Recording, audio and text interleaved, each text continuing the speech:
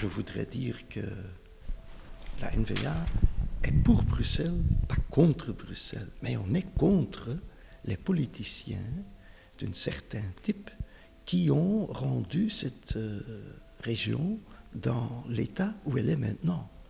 Au contraire, je voudrais dire qu'on est plutôt favorable à une région, une ville-région plus forte. C'est pour ça qu'on est partisan d'une fusion des 19 communes et les 6 zones de police.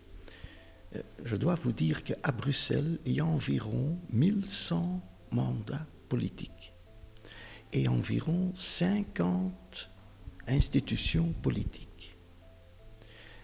On dit parfois un tiers de ces 50 fonctionnent, un tiers ne fonctionne pas et un tiers va à l'encontre. On voudrait même que ce dernier tiers ne fonctionnerait pas non plus parce que avec tout ce mélange d'institutions, ça bloque souvent à Bruxelles. Et on voudrait avoir une région-ville plus forte parce qu'au fond, à l'heure actuelle, le combat international, surtout au niveau économique, socio-économique, ne se fait plus entre les pays, mais entre les villes. Et dans ce combat, il est nécessaire que les villes en question soient bien organisées, ce qui n'est pas le cas pour Bruxelles.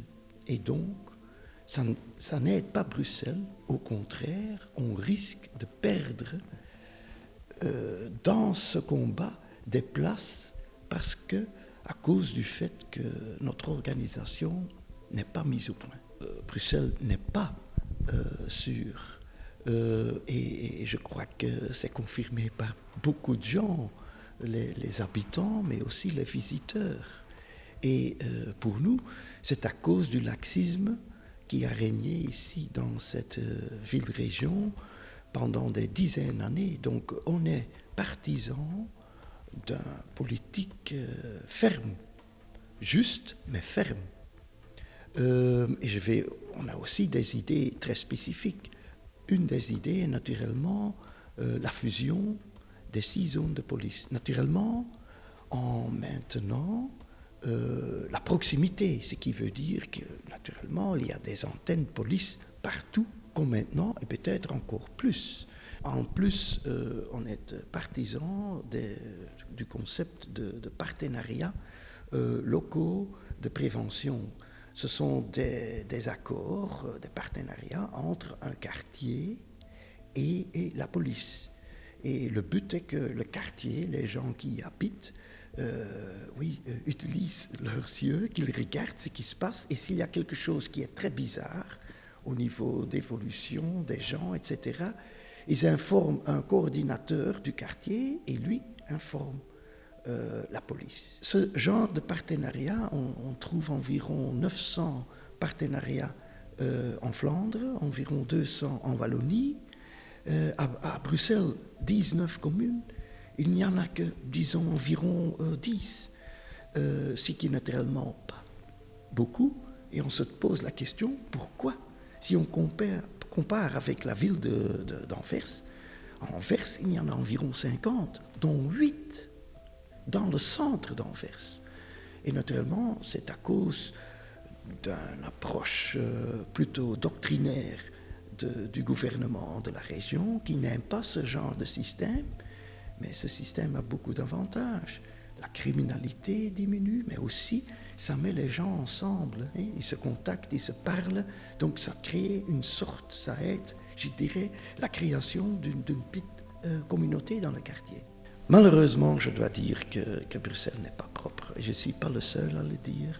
Il y a aussi beaucoup d'habitants qui le disent, il y a beaucoup de touristes qui le disent, et c'est malheureux parce que c'est pas bien pour y vivre, c'est pas gai, mais aussi ça a un impact négatif sur notre image de marque de Bruxelles. Et la cause est aussi dans ce domaine le manque de gestion ferme. Il nous faut une gestion et une approche plus ferme, ce qui veut dire aussi pénaliser les gens qui font des infractions. Mais aussi, nous avons aussi des suggestions très spécifiques. Par exemple, un des problèmes, c'est qu'il y a un grand manque de toilettes publiques. Donc ceux-là, le nombre de toilettes doit absolument augmenter. Notre première estimation, c'est que ça doit multiplier par 3.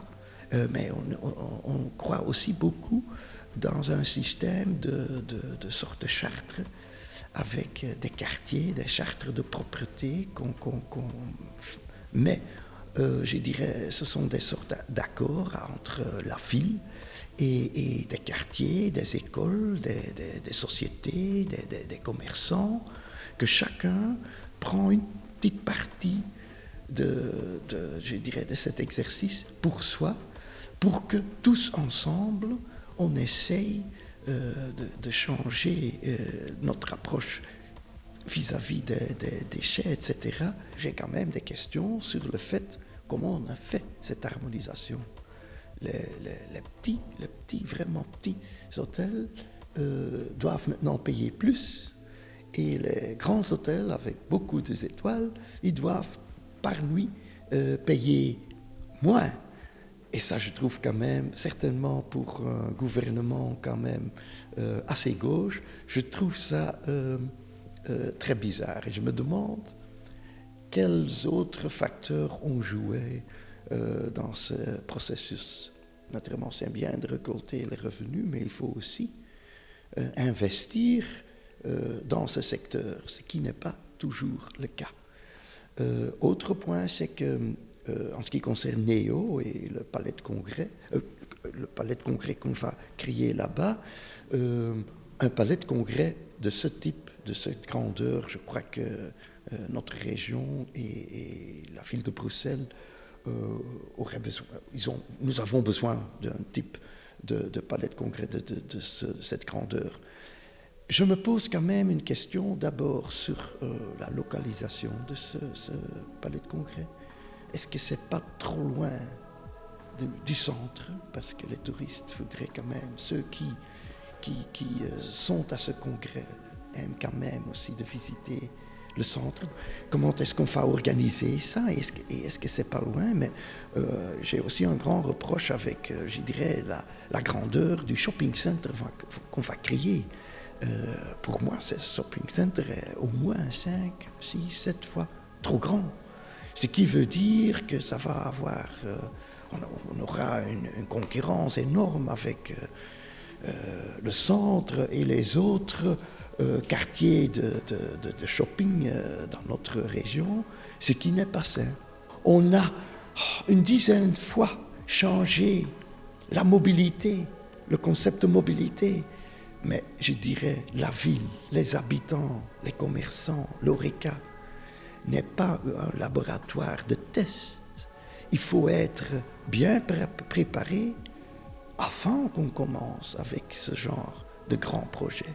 Je suis tout à fait en faveur d'un centre-ville avec moins de voitures et des parties sans voitures. Mais je m'excuse, mais avec ce genre d'approche, comment on a exécuté ce projet qui a normalement qui pourrait être un grand atout pour les habitants et pour le centre-ville, malheureusement, je dois conclure qu'on a un peu maltraité ce projet. Il y a différentes choses que la ville peut faire mieux que comparé avec la situation à l'heure actuelle. D'abord, avant les grands travaux soient commencés, il faut avoir une concertation avec les fédérations et les commerçants locaux pour dire comment est-ce qu'on va gérer ça maintenant, pour que ça soit faisable pour les visiteurs et les clients des commerçants et de l'ORECA. Deuxièmement, il faut aussi que l'ORECA et les commerçants soient bien informés de toutes les possibilités qu'ils ont pour demander des subventions au niveau, je dirais, éventuellement de la ville, mais aussi de la région et au niveau fédéral. Troisièmement, je trouve aussi que la ville a une responsabilité au niveau de l'accessibilité, mais aussi de la sécurité je dirais de l'infrastructure, et ce qui veut dire aussi des magasins et des lieux d'Horeca. Et elle doit prendre sa responsabilité et aider les commerçants pour qu'ils peuvent investir dans ces domaines aussi. Mais finalement, c'est aussi une question de DNA.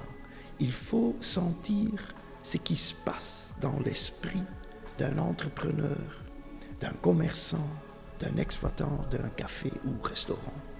C'est une sorte d'intelligence économique qu'il leur faut, et essayer de se mettre dans le pot de ces gens.